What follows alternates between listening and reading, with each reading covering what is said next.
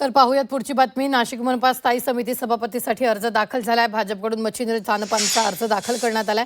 तर स्थायी समिती सभापतीसाठी केवळ एकच अर्ज दाखल करण्यात आलाय।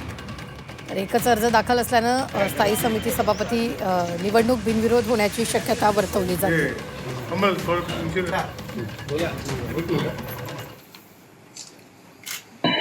स्थायी समिती सभापती म्हणून आज मच्छिंद्र सानप यांचा अर्ज भारतीय जनता पक्ष व शिवसेना यांनी संयुक्तरित्या भरला आहे। सर्व स्टँडिंगचे सदस्य आणि सर्व पदाधिकारी, भारतीय जनता पक्षाचे शहर अध्यक्ष असतील, शिवसेनेचे प्रमुख असतील, हे सगळ्यांनी सोबत, गटनेते, उपमहापौर, आपले विनास अण्णा, या सगळ्यांनी सोबत येऊन युतीमध्ये आम्ही श्रीयुत मच्छिंद्रजी सानप यांचा फॉर्म भरला आहे आणि निश्चितपणे स्थायी समितीचे सभापती पण तेच होते।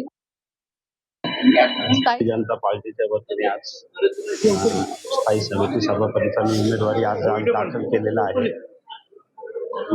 युतीमध्ये आम्ही उमेदवारी अर्ज दाखल केलेला आहे।